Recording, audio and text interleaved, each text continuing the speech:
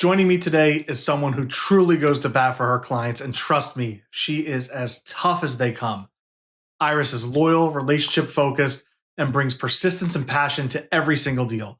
She's a real gift for guiding clients through the process, especially when challenges come up. And when she's not fighting for her clients, she's a proud wife, mom, and grandmother to seven, so she can handle just about anything. Let's welcome my dear, dear friend, Iris Zettler. All right, I'm thrilled to have Iris Zettler from our team join us today. She is one of my favorite people in the whole industry, one of the favorite agents. She's super loyal and she's just a great all-around person. Iris, thanks for taking the time to jump on. You're very welcome. Glad to be here. Glad to share my stories with you, Bob. Yeah. Iris has been with us for a long time and maybe 10 or 11 years at this point. I think 2015, right? And but worked in the real estate industry before that, and then worked in some other industries leading up to that. Why don't you take a minute or 5 minutes or however long you need, sort of share how you got started in the business, kind of a little bit what you were doing before, and then, a little bit about kind of joining our team, if you don't mind. Okay. Originally, I wanted to start in real estate long time ago. I've been around a while. And so when my kids were real little, I decided I went to real estate school, took the course for the whole time, and we were ready to get the exam. I was told, oh, don't expect to see any money for about a couple of months till, you put things under contract, till you start seeing money. And at that time, my kids were babies. I needed babysitters. I had to pay for money. This is not going to work. Yep. So believe it or not, I went into the car business and I was a manager in a car dealership. From there, I, believe it or not, left there and went into mortgages. So I do have a big background in mortgages. I did that for a while. When my kids were older and finally off to college and out of high school and things like that, I'm like, okay, now I'm free. I'm going to do that real estate that I always wanted to do. Yep. Went back, did the real estate, took my exam. I said I have to pass it because and that's how I got into real estate. Yeah, it was awesome. And then you worked at another firm before joining us, and a little bit of background. Obviously, I knew your husband, Andy, great guy, great loan officer. If people need a mortgage, they can contact him. And as you heard, Iris has great knowledge in that area as well from past life. How about a little bit of that process, transitioning from one brokerage to another, one team to another, and what that looked like for you? Yeah, I started out in another team right out of real estate school, not knowing any different. I worked for somebody who was a little psycho, to say the least, to be nice about it. That was demanding, all of my, you have to report, you have to do this, you have to do that. And when I started getting experience and I was working with actually a friend of mine to buy a house and he wanted me to drop her. And I'm like, no, I was insistent on following through. You know me, Bob. I don't give up. Yes. I mean, yes. The hardest loyal and persistent. The hardest deals I'll tackle on, if there's an ounce of just being able to follow through and make this work, I will try. I have to know that I gave it my all. Yeah. And so I refused to listen to him. And of course, the deal did fall apart, but not until the end. And he said, see, you didn't listen to me.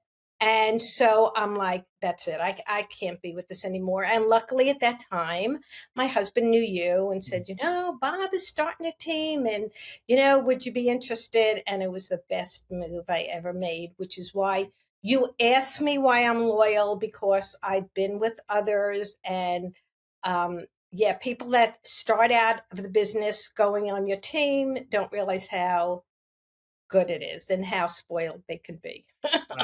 Thank you. We can end the podcast then. It's perfect. It's a great episode. And we'll move you up the rankings of who's favorite now. I'm just kidding.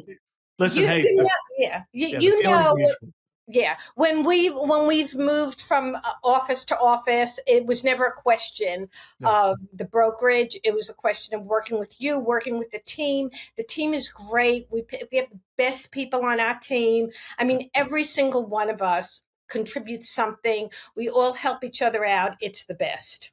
Yeah, I would say that. And I typically we talk about this with team members that we're on, but maybe we'll just kind of go out of order and talk about it now. Like it has been, honestly awesome for me to see. Right. And when you started, we were less than a year into having a team, maybe about a year into having a team at that point. It was Tony and Anthony that were with us, one other who's no longer with us. And, um, it was, them trying to figure it out. All right, well, when am I putting my hat on as production? What am I giving you? Right. Like, why do you want to be on this team? It's the question I always ask. And it means a lot in seeing that transition. I mean, why don't you talk a little bit about, you've seen it basically almost from the beginning. I mean, Tony and Anth were here before you, but the others that were here are no longer in the business. Talk about that, like kind of how the team has evolved and some of the things that you've seen. Yeah, exactly. And just to go back, we had a saying, my first team that I was at, though, another one bites the dust. Nobody could ever stay. I was the only one that lasted for like a couple of years with that team. But here, everybody, I mean, when we were over originally at Berkshire the first time, if you remember correctly, there were agents on other teams that would see us come out of meetings, laughing, having fun, joking with one another, supporting each other, and they only wanted to be on our team. Yeah. And they left other teams to come with us because we get along. And, and it starts at the top. I know you don't want to hear it, but it is true. It starts at the top, and we all have a great time, whether it's, supporting each other on helping each other out when we go on vacations and covering each other, or sharing deals. When perfect example is Anthony's working with me on this commercial deal. Yeah. I can sell buildings. I've done, commercial deals, but I have never sold a business. This particular one has a business, including the real estate. Yep. So Anthony's got the business background. I'll call on him. Yeah. He'll help me with the business. When I had a deal in Jersey, I'm not licensed in Jersey. Michelle's licensed in Jersey. Yep. She would drive an hour each way, anything, and we work the deal together. It's great to work with everybody. Yeah. It's awesome for me to see that too, because it's, I would say people are on our team, from what I hear from other team leaders and other people I know in the industry, a little bit more generous, instead of saying, oh, I'm going to go do that. And maybe they're kind of like not kind of meeting the measure on the service to the client. Everyone here is open and easy enough to say, like, hey, it's great, I'm going to take care of you, I'm your person. But in Jersey, instead of us kind of like, let's tap in somebody else, we'll all share in that, and we'll just make sure the client has the best experience. And same thing with the commercial stuff with Anth. Yeah, it's really neat to see. It's really cool. And you kind of spearhead that for our team all the time. So thank you for doing that. Well, it's important. I mean, there are times, listen, I have a family, I'm proud of being a grandmother. Yeah, absolutely. Seven grandchildren. Just seven. And Gina just started. Maybe she no pressure. So I need time for my grandchildren. I like to be able to go to the baseball games on the weekends, go and support them. When my daughter had her baby recently, if I have medical needs and I need time off, and we're always there for each other's back to cover each other. And that's real important to me. Yeah. So I know, and the other ones that, I know most of the people on the team are young enough to be my kids, but they have little kids themselves. Yeah. You have teenagers that you want to go on college trips. We have a life outside of this also. And so we all have to be there, and we all understand that. Yeah. And there's other people I know that that I would say, quote unquote, friends of the team that I know that work at other brokerages or even within our brokerage, that they're trying to manage all that on their own. And it's a challenge, right? You have to live your life at some point. If you want to be successful, you have to put a lot of work into it, but sometimes you have family stuff to be at. I have a senior day coming up in a couple of weeks for my daughter. I will be at that field for a few hours, and that's just what it is. It doesn't matter if it's a $5 million property or anything else. For those couple hours, I'm blocked off, and it's okay. But if you need something for real estate, here's all these people that can fill in and help you out for that set amount of time. Yeah. Right. Yeah. It's cool.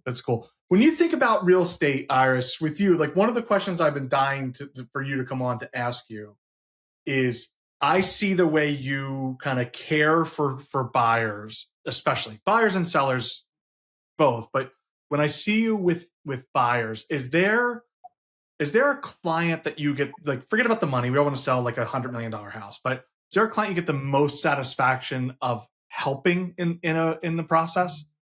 100%.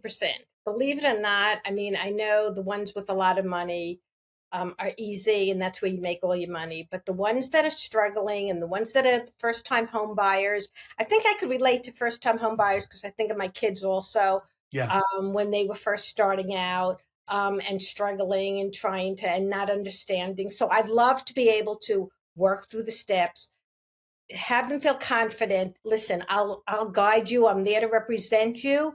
I always tell buyers all the time, I don't sell homes. I work for you as your representative. So whatever your interests are is my interests. Whatever works best for you works best for me. I mean, that's what I care about the most. And I think you're right. Probably maybe that goes more towards buyers than, I mean, sellers, yes, I do too, but I guess I feel a lot of empathy towards buyers. Yeah, yeah, it comes through to me. Like it clearly comes through to me, like guiding those people through. And on the sell side too, when people, I know you've helped people in a lot of really challenging and tough situations, whether it be a death of a parent or a spouse, or a divorce situation, or some financial distress. Like you've stepped in and, we joked about it earlier, take on those tough deals that a lot of other agents shy away from. But you do a great job kind of pouring into those people and getting them all the way through the finish line. Yeah, I get a lot of satisfaction in doing that. I'm working right now, well, on that one deal. It's, you know that the one I have, I'm representing the seller, Yeah. and I have a couple of people, new buyers that want the hat property right now, and I'm pushing and pushing to try and get what I can for him. Mm. Yeah, I totally understand that, but yeah, I guess I do have a little bit of more empathy for those buyers that are struggling. Yeah, yeah. That's great. Let's continue on buyers. I ask all of our agents the same thing. Like, if you were going to give a couple tips to buyers who are just starting out the process, whether they're brand new or whether they haven't bought a house in a decade plus, if we're meeting for the first time today, what are a couple things that you're telling them that are important? The first thing to do is, if you are going to be financing, that's how I feel Yeah. 100%, especially being married to a mortgage broker and having done mortgages in the past. Yes.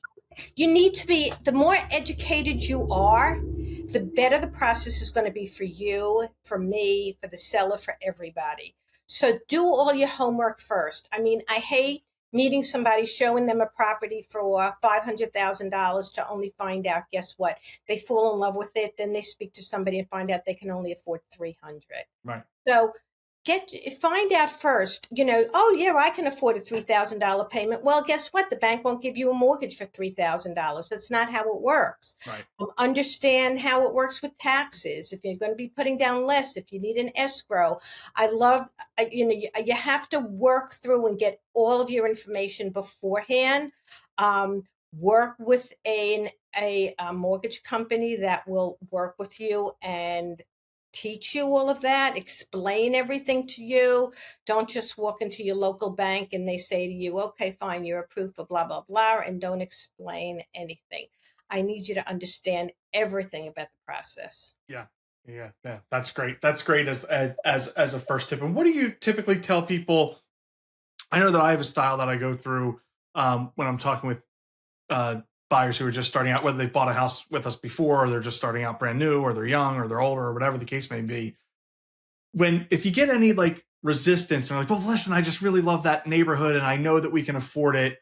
What's like a not like an objection handler, but like kind of a small objection handler of like, kind of, do you give them a lesson or a story or anything you try to kind of nudge them in the right direction of getting that process started earlier in the home buying process? Well, first I'm trying to find out what they're trying to accomplish. Do they need a certain school district? Yeah. Do they need, I have a buyer right now who's pregnant, and I know she's expecting her first child. Her goal is her husband has to work from home. But just finding out what their needs are. Mm. Why do you want that particular neighborhood? Maybe you could move out a little bit further and get that same house a little bit less expensive, maybe less taxes. Find out what their goals are. Their goals are the most important thing. Of course. Yeah.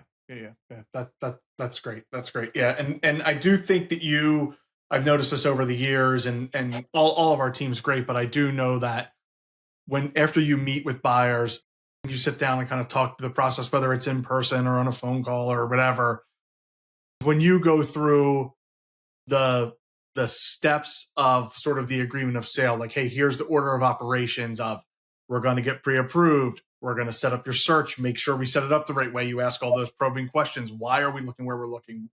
Price range stuff kind of falls back onto the mortgage part. And then other pain points. Do you find it sometimes it's a little eye-opening to buyers when you start getting into sort of the paperwork stuff of all the steps of the transaction? Do you find that kind of does both things? It sort of puts them at ease and opens their eyes to sort of what's involved in buying a house? Yeah, but I assure them, I know you're great with the lease, with our administrator, with making sure. And I tell them, the first thing that's going to happen is you're going to get tons of emails from the office. And there's going to be, you can put them in your calendar if you're comfortable and you want to follow through. If not, that's what my job is. Count on me. You're not going to get breached the contract. I will walk you step by step and tell you what to do.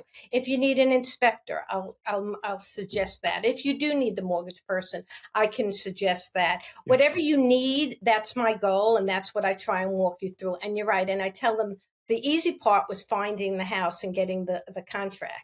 The hard part is what they're going to be going through. And I warn them ahead of time, especially if they're going to be mortgaging, that, how difficult it's going to be. Yeah, so, mortgages, appraisals, the whole 9 yards. We had all those. We was on the phone right before we started with dealing with a couple questions that came up on an appraisal for a few conditions that have to be met. Exactly. And now that we do DocuSign on a lot of our contracts, I literally will get on the phone with them, especially if it's a first-time home buyer, and walk them through every step of the contract as they're doing it. Yeah. I will explain all of the documents. I will explain what I send to the selling agent, what we need for our office, et cetera, and break down and why we do everything that we do. Yeah. You do a good job kind of shepherding them through the transaction, through the process, for sure. There was a lot on buyers. How about on the seller side? Are there a couple things that you think are sort of staples? If you're someone who's listening to this and you're getting ready to list your home and you're going to call Iris, because she's great, by the way. All of our information's in the notes below. But you're going to call Iris. What are they going to hear from you? What are you kind of telling every seller? Like, hey, these 3 things or 5 things or 2 things. What are some of the staples for you when you're meeting with sellers? Well, the first thing when I go to meet with them is I try and get some comps so that because I know number one is price. Well, how much am I going to get for my house? Okay. Sure. And then I show them the pictures. I show them what the other houses are getting. Obviously, I'll do a walkthrough with them, maybe make some suggestions about maybe, paint this, do this, clean up everything. Everybody wants something clear. I mean, if I have a seller who is moving out of town, for instance, if they can at all, or if they've already purchased their other house, get out first. I always advise them, let's move out if you can afford to do it, and let's put your house on the market after you're out of here. The selling process is really not fun. People coming through your house, cleaning up. You have kids, you have animals. It's a hassle. I'm honest with it. It's not going to be easy. Yeah. So like I'm saying, if you can possibly do that at all, do it. If we can financially find a way to do it, it's not always easy, but yeah. Absolutely. I say to clients all the time, I feel like you have a string in my back and there's like 10 sayings I say all the time, but I always tell them the worst thing about having your house on the market is having your house on the market. None of us live in a show ready house, no matter if you're the biggest clean freak in the world listening, like you just don't live in a show ready house. And having people come through, if it's once or twice, it's not a big deal. But when we have those listings, especially, the market the past couple of years where the inventory has been really thin, we have those listings where you're just bombarded that first weekend. I have people this weekend where kind of urge them, if you can get away for Saturday and Sunday, it might be a good idea, or Friday, Saturday, and Sunday, if they can, right? Every family is different. Again, it depends on the location. If you know it's an area that you're going to sell fast and you might have some bidding wars, but as well as I do, we get some that might sit on the market for a little while. And so, they have to be prepared for it. Yeah, that's a good point. Let's talk about that from the seller side. When you have a listing, because you've been through, like me, all the markets, the ups and downs, the things are going really hot, things are not. People forget there's a world where it takes a couple months to sell a house. That's not like a crazy market, but it's crazy compared to the last couple of years. What are some things you tell sellers when you have a listing that's just maybe it's stale, maybe you're struggling to get traffic on it, or they're having a hard time selling it at the number they're at. What are some of the things you walk through with sellers in that scenario? Well, if I go in, you could usually tell when you walk in right away. Yeah, this is going to be a quick seller. This is going to be a not. You know as well as I do. Sure. Everybody loves the beautiful house. Yeah. Okay, the one that's gorgeous. But you're not going to tell a seller to go in and put $20,000 into the house to start out with, and hoping. I mean, but again, it depends on the area. It depends on the price point. If it just takes a little, maybe painting or whatever, we'll reassess the house. Mm-hmm. I've gone in and I look at feedback and I show every feedback to the seller. Yeah. Why aren't you interested in the house? Oh, well, I don't have the money to rebuild that deck, and the deck looks like some of the wood. So let's put some new wood in. Or we'll call Anthony's my great go-to. Yeah. And Anthony, oh my God, poor Anthony. I drive him nuts because he does a lot of my fixer-uppers and just sometimes simple things that could be aesthetic that you don't have to put a fortune into. But the feedback from your the people that have come through the house are really important, and we look at that. And maybe we are too pricey at that time. You remember when we went through COVID? Well, we couldn't even show houses then. Yeah. I mean, it was really, really hard. So we, and houses would sit. So we do what we have to, but we just go in and reassess the house. And if it has to be lowered, it has to be lowered. It also depends upon the seller. Do they have to sell it right now? Right. Are they anxious? Can they sit on it and wait for a while? Yeah. It depends on what their situation is also. Yeah, that's good. Tailored solutions always the best answer for the service for the client. Like, what are they looking to do? A lot of times we talk about price, and price is important. I say that all the time. I mean, I sit at listing appointments, and I'll say you can find a prettier face than mine, but that price is going to be the thing that markets this house better than a lot of the agents. So let's make sure that we are kind of aligned on price. And I do that with sellers all the time. I know you have over the years too, where if you're meeting with someone and they don't have to move for job, for family, for, whatever the case may be. But hey, if we get this number, we would sell it. We make a business decision. Yeah, we'll partner up on that with you. We'll market the house. And we know it might not be a quick sale. I think where a lot of agents who get into trouble in our industry is they don't have that. They're a little nervous or shy about having open communication about the price, right? You have to, and you certainly are fine doing that. When you have a seller, not on a listing appointment, but let's say you've taken a listing and it's a little higher, or the seller wants to price it high, and you're not getting traffic. What are some things that you kind of tell them about what's going on with the market? Are you showing them comps? Are you taking them to any properties? Like, what are some things? How do you handle that when you have sellers where you have a big discrepancy on price? Yeah, well, I usually go in if I'll always list the price, and I'll tell them the pros and the cons, both sides. What if we do it lower and maybe we'll get a bidding war? What if we go it higher? You're putting people out of the market. And so I'll go in there and I'll list it at what, listen, it's their thing. They want it. They're going in educated. They know the pros and cons, and I'll list it whatever they want. If it's been sitting for a while, and I'll tell them ahead of time, let's wait a couple of weeks. Let's see what happens. If nothing, let's start moving it down a little bit, because what happens is you get to a certain price point and you start knocking people out of that thing. So say hypothetically, we're listing it at 500, and there are people that are going up to 475 or whatever. So and we can lower it to 475, maybe bring in all those 475 buyers now, but at 500, we're knocking them out. Yeah. And a lot of times when you do that, what happens is, and we've seen that in this market too, where things are still moving pretty quick, but you have a couple that are taking 3 or 4 weekends, then they lower the price, then they'll get 2 buyers bidding up, and then you get the better terms out of it. Exactly. So they end up getting their price anyway. Yeah. They'll end up getting there eventually. Cool. You've had a lot of transactions. We joke around a lot because you've had a couple challenging transactions over the year. You've helped people through short sales. You've helped people through bankruptcies. You've done commercial deals. You've done residential deals. Is there one that sticks out in your mind as hey, here's a really tough transaction, and kind of here's how you got through it, without sort of naming names? Yeah, I had a short. Well, okay, okay, Bob. We're laughing because I know you know what I'm thinking. Yeah. Even Megan, the title mentioned Yeah. to me like a She's couple great. weeks ago. Yep. Yeah, yeah. I had one where the seller was. There were three people that owned the house. Yep. One was in jail. Yep. One was the woman who lived there. Her husband was the one in jail, and her brother was the builder. Yeah. And every time we needed a doc to be signed, again, I represented the buyer. Every time Yeah. we needed a doc to be signed, it had to go to the jail to sign it. He And was the the most husband, responsible one, by the way.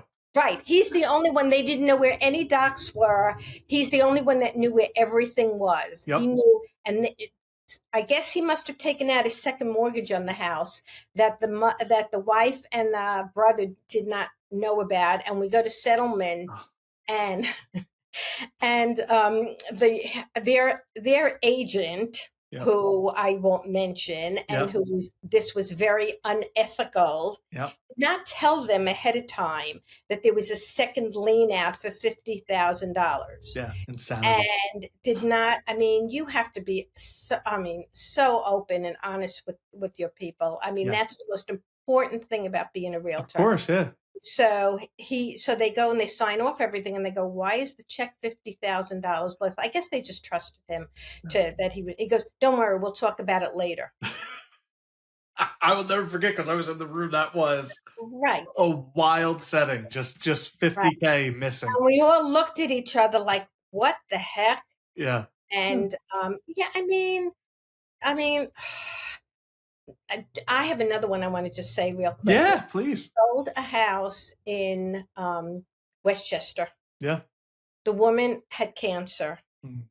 and she was in treatment, and so she was always really sick. So she couldn't come to the settlement. And I had this crazy agent, this buying agent. Oh yeah. That she needed to move to an apartment, by the way. She needed the funds from there. Her husband had passed away, and so she needed to move into an apartment.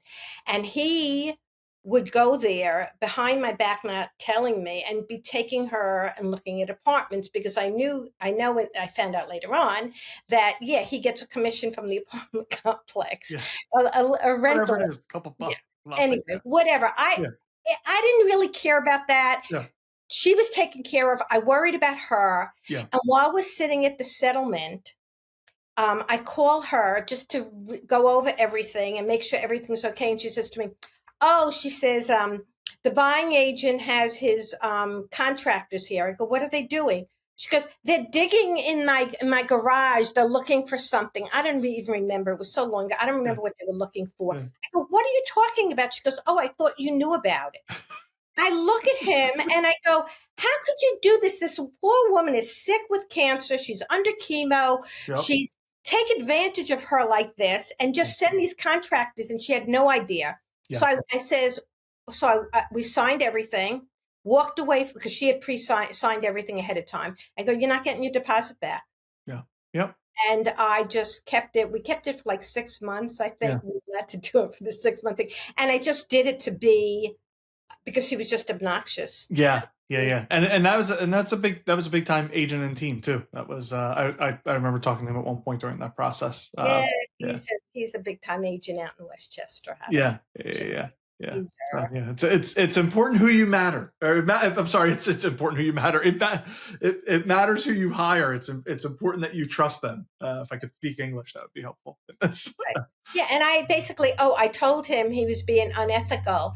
And after I said that to him, I guess he thought I was going to bring him up before the real estate commission. Yeah. So he refused to answer me or write me or everything after that.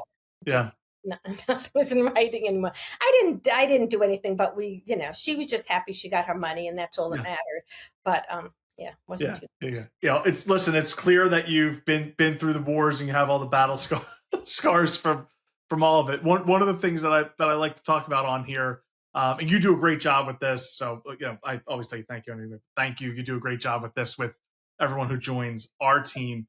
If you were talking to somebody who was thinking about getting their real estate license now, or they're an experienced agent that's struggling, what's a couple tips that you kind of give to agents to kind of get themselves going again in the business? Like, what do you think is important? I'm real strong on being on a team because you don't get, because yes, the brokerage they'll give you all of the information you need, but you really need support, which is why, yeah, I mean, I have enough experience to be on my own if I wanted to, long Sure. time ago. Yeah. But the support you get from the team, and you know as well as I do, every deal is different. How many times, even after all these years, do I'll call you and I'll say, Bob, what do I do in this situation? I'll bounce things off of you all the time. Yeah. And so it's just important. I mean, I think, yes, I might have started on this crazy team, the other team that I was on, but I learned a lot. I Sure. mean, you just need the support. I mean, when I went to get off of that team, the broker on that company asked me to stay as a sole agent. Yeah. Um, I wouldn't. Yeah. The team concept to me, and of course the right team, is real important. And for a new agent, you need the support. You need someone to stand there. I remember you going with me on my first couple of sales or whatever, if I needed help or Yeah. whatever. Yeah, it's important. That's Yeah. the number one, I would say. Yeah, still do it for a lot of agents on the team who are great agents, and they just just want to bounce the ideas off us. And for me, that's honestly my favorite thing about one being on our team and being the team leader is it's not just, oh, a new agent has questions. It could be anyone. Yeah, agents who do more business, I feel like, always have more. You have more stuff going on, so there's more stuff we haven't. You learn something new every day in this business. It's great. Yeah, well, I brought in one of the new agents. Hims, yeah, Right. And he was a real estate agent in India. yeah, So it's not like, but it's totally different. I mean, yeah. and I expressed to him, how important it was to be on a team, and he knew that too. Yeah, and he's doing great. He started with us when like late last summer, early fall. He's done a number of deals. He has a couple investors that he's working with. He just put up his first listing the other day, and he even needed help. Your first time going through it. You learn all that stuff in Bright the first week, but you're not using it. So, it was the first time he's putting up his own listing and just kind of walking through that. Here's what it looks like on our team. Every team operates differently, but on our team, like, here's how you order photos. Here, you'll get them back, and this is like a typical time frame, and the lockbox, and then entering the information in the Bright, and then after that, the next day, he had to go through. Yesterday, I was helping him out with showing time because he entered the listing really late the night before. Paperwork. Entering the instructions and all that stuff is great, and he's been a great addition to the team. Yeah. And the other thing is, when you say somebody else that's just going in there blindly, took their real estate exam, passed it and everything, what you learn in the class and what you study for has nothing to do with what'll happen in real life. I mean, again, it's dealing with people. You have to be willing to dealing with the public. That it's not the easiest thing in the world. Yeah. And it's sales any way you look at it. So you have to be able to know how to, work with people and work, with each individual, whether they're, hard to work with, easy to work with. I have the easiest clients in the world, and the toughest ones in the world. Yeah. Yeah. And we're, and to be fair too, like, we're getting people sometimes at really challenging moments of their life. But, if they have some family pressures going on or a job move or something like that, or, oh my God, we got to get, junior into school before the school year starts. That's stressful. And then even if it's not, packing up a house to move isn't fun. It's not, Right. It's not a great time. No, the destination is usually great. If you're moving up, or, hey, we've raised a family here and now we want to get into that adult 55 and downsize. That's great. Like, all those things are great, but the process is a stressful one. It's a ton of money. So, Right. I mean, that's a lot of our job. Like I say all the time, like, you have to know the paperwork. You have to have all the people skills and sales skills for when we're negotiating, but you have to have like a little psychology kind of hat in there somewhere too, in your drawer for all the jobs that we do during the day. You're Right. you're getting people at different moments of their life, and it's that can be taxing. Exactly. And when you work with young people, I have a young couple I'm working with right now, and she keeps texting me. She goes, "My mom said to ask this. My mom said, my dad." And I go, "Why don't you bring them with you on showings?" I welcome that, because again, if they're buying something and the parents are behind them and they support them at it, it makes it easier for them, more comfortable with the buying process. And I said, just bring them. I like parent. Listen, I'm a parent. Yeah. I know, I guided my own kids on their own housing. So, Yeah, you handle that. That's a thing too for like if any general public's watching this. There's a lot of memes about the dad showing up to the home inspection, causing all types of problems, right, in our world. But you welcome that, and Iris, I will tell you, you handle that the same way I do. If that person's important to you, our job is not to replace mom or dad. Get the hell out of here. We're not doing that. We're just helping you kind of get through the real estate transaction, and we're masters about it. We're great, so make no mistakes about it. We're going to know that process probably better than your mom or dad will. But trust them. They've owned a house. You already have trust with them. Bring them along. Have them part of the process. The agents who struggle with that, I feel like they're putting up this like guarded wall, and it's like, hey, whatever's best for the client. If they want to have the approval of the mom or the dad or the uncle who can, change a ceiling fan for a case of beer, bring them into the process so you feel better about what you're buying or selling. I had one, you talked about it, who they left a couple of items in the basement, trash that the seller should have thrown out. And so the dad was like flipping out. This is supposed to be broom, whatever. And they shouldn't have left it. I literally called the agent from the walkthrough, tell him to, and the seller came over and took out the trash while we were still sitting in there, because the father was flipping out on it. So whatever. I says, okay, if you just, because I even said to them, all you have to do is put it at the corner when you move in. Just pick it up, a couple of the chairs or whatever they are. No, they weren't. Okay, fine. I'm not going to argue with you. Whatever. And that's maybe a good call to the public. Be a good partner in the transaction. You are buyer and seller. You are partners for, whatever, 60 days, 45 days, 90 days, depending on it. Be nicer to each other. Do all your stuff to get your mortgage. If you're on the buy side, do your stuff a favor as a seller. Keep the house clean so we can have a clean transaction. The kids didn't care. The kid said it was Dad, I'll just throw it out on the corner. No. That's okay. I'm not going to argue. Let's just get rid of it now. Yeah. Well, you touched on Iris. You touched on your family life. So obviously, you and Andy have a great family, great kids. You now have grandkids. I know it's a big part of your life. For people who are kind of just hearing from you for the first time, share a couple things that are important to you. A little bit of family stuff, a little bit of stuff that you and Andy like to do, and you like to do a little bit of travel. Share some of that stuff. The most important thing to me is once a year we have a family vacation. Yeah.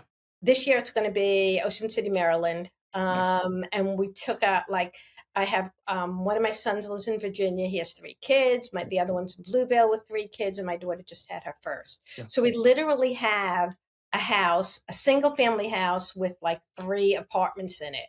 So we're each going to have our own apartment. Yeah, but we do it every year. We've gone all over. Andy and my boys love to play golf. Yeah. So they play golf all the time. We just came back from Kiowa Island. We were there for a couple of days. My son was down there with his kids. So I figured me and Andy, we'd get away for a couple of days too, which was really nice. So, but other than that, I enjoy going to my girls, the girls dance recitals, their classes, which is, my daughter grew up, that she grew up as a dancer. Yeah. And she was in the professional life. She was in the movies and whatever and singing. And so the boys hated going to her performances growing up. And now both of them each have 2 girls that are both in dance. So I love to tease them. They have PTSD from their dance. Yeah, exactly. One of them, the little, she just turned 5, is trying out for competition now. Yeah. And he flipped out. But his boy is all right to play soccer, baseball, and golf. He's playing all 3 of them right now. He's in travel soccer, travel golf, and his baseball team. Yeah.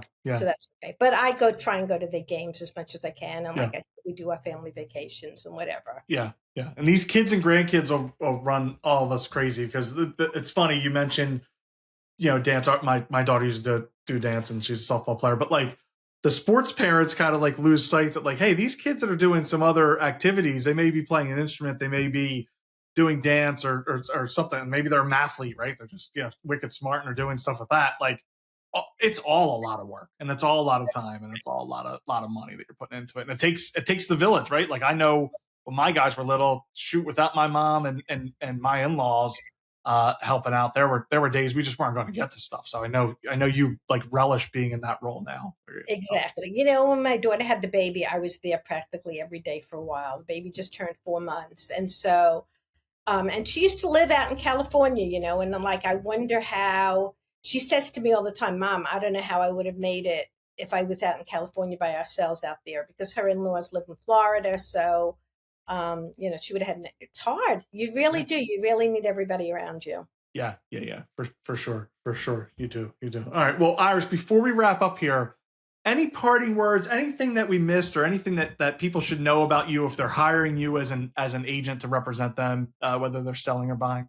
The best thing I can tell you is that I will do my best to represent you as if it was my own. And that's what I tell everybody. If I'm selling the house, I'm selling it. I would sell it just like it was my own. If I'm representing you to buy the house, if it's an older couple like mine or like me, go into it, and I have many clients that are looking at over 55s. Well, I'm right there. Yeah. I can relate 100%. If it's young kids looking for their first time or moving up, I've had that with my kids, their first time homes, and then they've sold those and moved on up too. Yeah. So I can relate, and that's what I do. I mean, that's basically what I try and do. Yeah. We'll have all of your information in the show notes or in the comments below, depending on where people are listening to this. But I can't thank you enough for over the years, your loyalty, your friendship, your mentorship, your family to me. And I really appreciate everything that you kind of bring to this team and represent for everybody on the team. And it means the world to me. Well, it's been the world to me too. Yeah. Awesome. All right. Well, we'll wrap it up and we'll catch everybody next time. Okay. Thanks, Bob. Thanks for checking out Know Your People. If you enjoyed this episode, do us a favor. Follow or subscribe on your favorite platform. Leave a quick rating and tell a friend to check us out. You can find us on social media at Bob Kelley Team across all platforms. And if you want to connect with our team or today's guest, the info is in the description below. Go show some love.